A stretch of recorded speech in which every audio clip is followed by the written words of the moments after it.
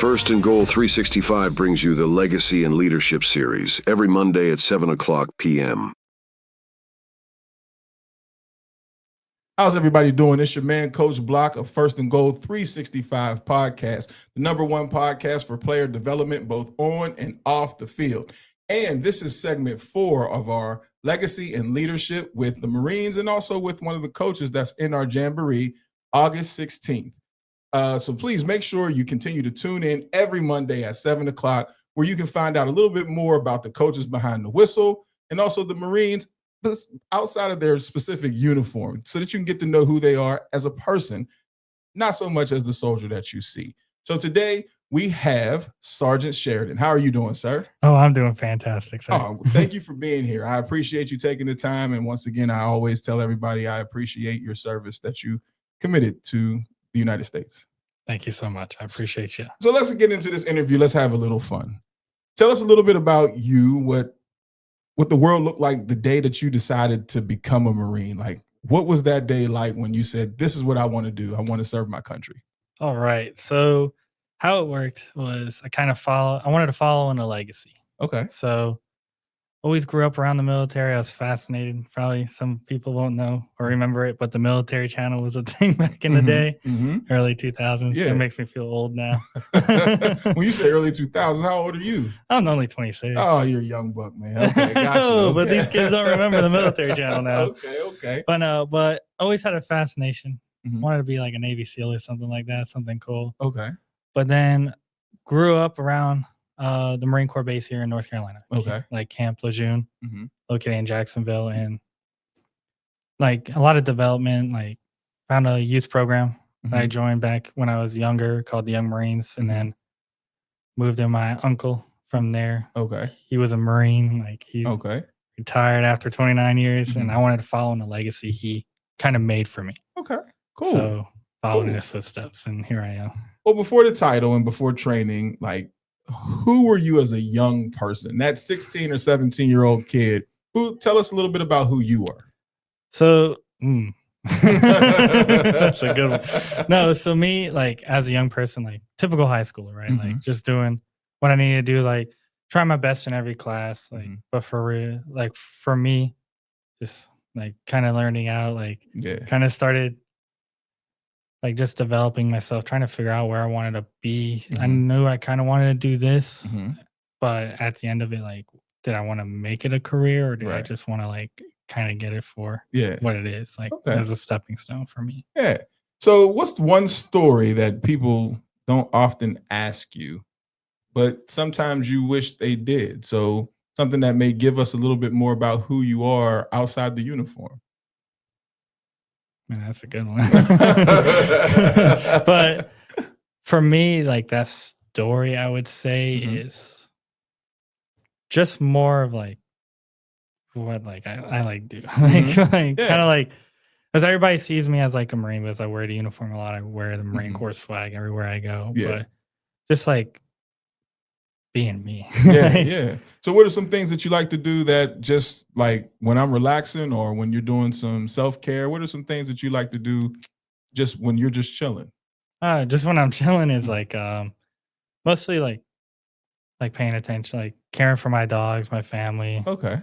And then how many dogs you got? I got 4 dogs. 4, okay. Back to the house. Okay. I got a black lab, a red heeler, a blue heeler, and a husky. Okay, cool. So an action-packed house. Now, what drives you today? Has your why changed from when you started as a Marine?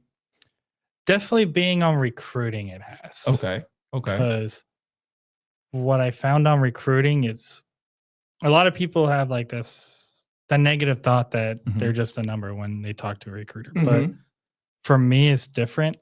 As I'll be frank, like I get attached and like being able to help these like young men and women kind of achieve more, kind of branch out to do bigger and better things. Like I look out for their success. Okay. And that's really like what it counts to me. That was my big why of being out here. Okay.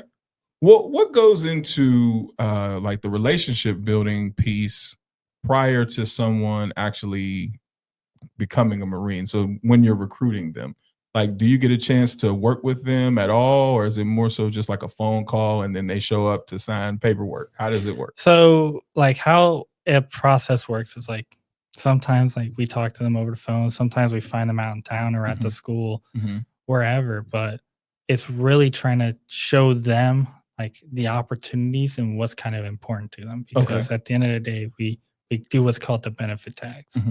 And for those, it's 11 tags that prior Marines back in the day found success for them, from like educational opportunities to discipline, direction, and like reliance on yourself to a challenge.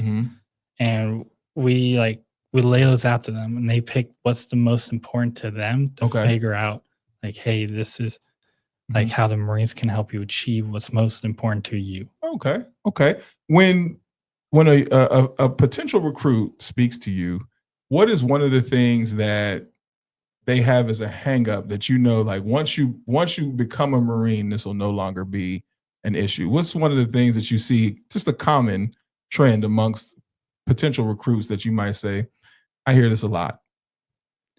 Well, what I hear, like for me, what I hear a lot is the challenge, right? Because everybody knows the Marines. You see the commercials. We do real good at showing people that we have a challenge. That's not going to be easy.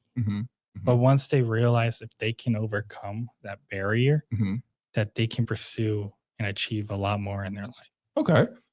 What would be one of the traits that they could use that would be day-to-day life? Like where you were saying like you should it's important as a Marine, but it also is important day to day. What advice would you give a student about that? Like, these are one of the core traits that you need to have as a person.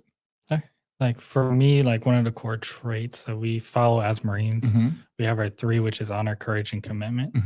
For me personally, it's the courage. Okay. Why I say the courage is because you got to take chance. You got to take risk. Like, life is not a paved yellow road and you're following. Right. Absolutely. But you got to sometimes take that risk, that challenge, like overcome, and you have to have that courage to do it. If you don't, you may find yourself stagnant, or you may find yourself in a bad place. Okay. But that's fair. I like that answer. That's a great answer. What role does like family and personal discipline play in how you serve today? So for me, recently I have a family. Okay, congratulations. So, back in December, that's when the family started up. Okay, congratulations. But for that, like how it pertains is knowing I can support them. Like, I like to tell a lot of people at 25 years old, I was able to get like my first like place. Like, I have a house. It's nothing crazy, but it's nice, and I like it because it's good for the family I have. It's a lot of space, and then the dogs love the backyard, even though they try to escape all the time. How do dogs relate to the baby? I don't got a baby yet. You don't have a baby? Okay, I count the dogs as a family. At that stage, me and my wife are chilling. Ease into this thing. I got you. Now, for someone who isn't sure about what they want to do in high school, how can the Marines be a bridge, not just a commitment? So what I tell people is it could like a lot of people hear it as a commitment, but it's also a stepping stone. I like to tell people because you can either use it as a career, either do the whole 20 or more and have a retirement and then start up a whole nother career, or you use the benefits that come along with the Marines, the traits especially, because what we are known for is giving that discipline and a challenge. Okay. And with that, like you can progress and use that as a stepping stone to build your future to where you want to be. Okay. Now that the challenge that you're talking about, a lot of people, myself included, look at that as the training aspect. You know, we see is it the crucible? Yeah, we see that, and people are like, "No, I don't want any parts of that." But how did the training specifically through basic training and beyond change your mentality? Because I realized I was able to accomplish more. Like, because like I said earlier, like I knew I wanted to do this. Yeah. But even me knowing I wanted to do it and then actually doing it, it's like night and day. Right. Because you hear all the stories, you see all the videos, but experiencing it is Mhm. something completely different. Right, right. Now, one thing that we talk about, I always try to have a tie into athletics when we speak with the Marines. One thing about athletics is you're going to fail. Things are going to go wrong. You're going to lose. You're going to get knocked down. You're going to get punched, not physically, but maybe physically on the field. But you're going to get punched. You got to get up and got to do it Mhm. again. How does the bounce back work for the Marines when you're in basic training and you're thinking, man, like we got to do this again? Like, so how does that mindset go to even pick yourself up to keep going through it because there's something bigger than you? Yeah, so I'll tell like two different aspects at boot Okay. camp, and I'll tell my experience while in doing my job. Okay. So in boot camp, yeah, you're always gonna feel like you're not perfect, Mhm. but that's the whole point because you can develop more from yourself. Like Mhm. you're gonna like overcome the barriers, the challenges. Your drill instructors are always gonna tell you, "Hey, you're not good enough," Mhm. Mhm. even though you feel like you did everything. Yeah. Like you gave it your 110%. Yeah. You didn't give it a Yeah, full there's still 110%. more. There's still more you can give. Okay. But then the second aspect, the story that I have, Mhm. especially how like discussing about the leadership and the bounce back was Mhm. what was it? 2020, I think Mhm. it was. Yeah, Okay. 2020. Yeah, it was 2020. Okay. So I was picked to be a vehicle commander. So my job before I became a recruiter was an amphibious assault vehicle crewman. Okay. What I like to tell people is it's a tank that floats in water. All right. All right. So for that, my experience was I was a Lance Corporal. Mhm. Kind of like I've been a Lance Corporal for almost a year, so I had some experience under my belt. Okay. So I was picked to be the vehicle commander for one of the vehicles in my section. Okay. Never done that before, never Mhm. had that leadership experience. Mhm. So I was destined to fail. Okay. And I did. There was a mishap to where I didn't roger up that I dropped my coolant and I Okay. had to go back in the shore. Mhm. I Mhm. didn't let my section leader know fast enough. Mhm. I just acted and You got just the did it. vehicle back, but I didn't got it over radio. Yeah. Okay. Because of that and learning from that mistake, I realized, hey, like I got fired from the Mhm. position. Mhm. It happened. Mhm. But I learned from my mistake. Mhm. I learned that, hey, like I just need to maintain constant communication. If something happens, I need to let them know so we can all brainstorm a plan and get Right. in motion. Right. And from there, that helped me along the way because you're gonna fail at points. Mhm. You're not perfect. Mhm. Mhm. And I learned that throughout my time. Yes. So then it's okay to tell the recruits that don't worry about the failure piece. Like that's No, that's a part it's of the going to process. happen. Okay. Okay. As a recruiter, you're often the first impression of the military to someone. What do you want them to feel, not just hear from you whenever they encounter you?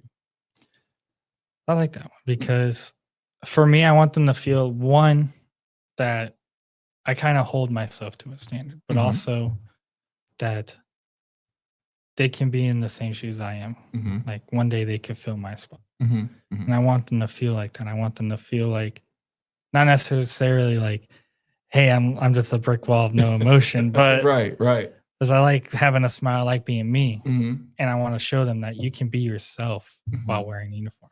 That's a good. So, do you feel that at times that's the biggest misconception, that once you become a Marine, that it's a mindset that you can't separate from just you, or is it? So, is the Marines a mindset where you carry it no matter what, or is it a time that when you go home and you got the dogs and you're just kicking back, that you can rest and take that off your shoulders for a while? So for me, Mm-hmm. I say the Marines kind of develop your mindset a lot more. Okay. Like it doesn't like necessarily like take away from who I am, Mhm. but it expands upon who I am. Oh, And I great like answer. Great answer. How do you approach building trust in the schools and the communities that you serve? Because everybody doesn't jump up to say, "Hey, I want to be a Marine." So how do you build those relationships to where you can get people to kind of trust and believe in what you're saying? just supporting everywhere. Like especially for South Garner High School, one of the Mhm. schools that's in my area. Mhm. I love helping out that school. Like Mhm. Mr. Walker is a huge person I love helping out. He's one of the career development counselors there. And anytime he needs something from me, I always like helping him because sometimes it doesn't seem like he gets all the help he needs. Okay. And I like being able to help them. And it helps build the relationship with the staff, the faculty, and I get to have like interactions with the students, and show them. Like one of the things I've done was talking about like interviews. And how like the best like tricks and like tactics to be successful in an interview for a job. And that was. So what's one of the most rewarding conversations that you had while recruiting in the Triangle? Where is there a person or a story that just sticks out in your mind where you kind of stick your chest out like, yeah, that was me? I have a few, but I think the main one is seeing the transformation happen from being able to have an interaction with somebody. That's somebody that never thought the military could be on their table.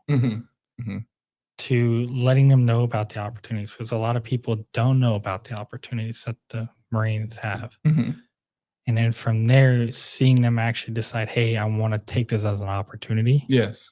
And then progressing, going all the way through the process, staying in the delayed entry program to then going to boot camp and then graduating from boot camp.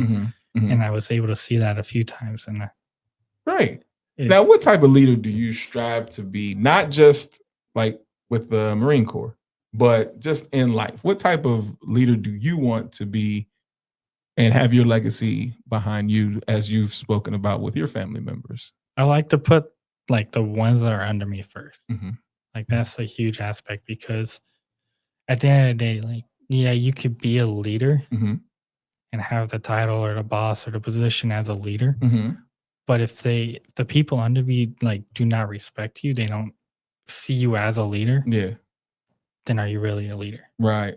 And that's why I want to put them first, their well-being before mine. And that's what I've done a lot, and that's what I want to continue to do. If a young person said, I don't think I'm built for that, how do you respond? That was a good one. I do get that a lot. Okay. It's actually like a big recurring statement I hear, but it's really how I respond is, do you want to try? Do you want to change? Do you want to take on the challenge? Right. Do you want to better yourself? Because a lot of people say they aren't built for it, but that's why we prepare them. Right. It's not like I just hey, thanks. You're going to be a Marine soon. Here you go. No, we prepare people for it. We have a program in place. It's called the Delayed Entry Program. And what it does is it gets people ready, because not everybody's built off the rip to be a Marine. Right. We have to help people get there. Got you. Now, when this interview ends, what's one thing that you hope a student or a parent remembers about yourself and the Marines? For myself, I hope they remember I ain't too sunburnt. But for the Marines, I say at least keep it as an opportunity. Have the door open. Don't close it automatically. Because you might not know something. You might not see something that could be of an option. And you could just automatically close that door. Right. And it's never going to open back up. Right. And I'm sorry, I didn't have it in here. And it's one of the questions that I've been asking because everybody has traveled different places. What are some of the places that you have traveled? Now, you're only 25, right? 26. I just turned 26. Just turned 26. How many places have you traveled to and seen? Okay. I gotta think, because it's been a few. So like stateside, been to California, North Carolina, Hawaii. Overseas, been to Japan, the Philippines, India, Thailand, and Singapore. Okay. Awesome. Beautiful places, I'm sure. Oh, yes. Awesome. So I want to thank you again for being a part of the First and Goal 365 Legacy and Leadership series. And I personally want to thank you for your service that you've done, not just for the country, but also that you're doing for the young people who are interested and kind of on the shelf, giving them the ability to have a plan for their life and for their future. So I want to thank you so much. And with that, we'll have Coach Greg Green coming up from South Garner High School. I'm sorry, the head coach of South Garner High School. And we'll continue this conversation of legacy and leadership in just a moment. We'll be right back. Thanks.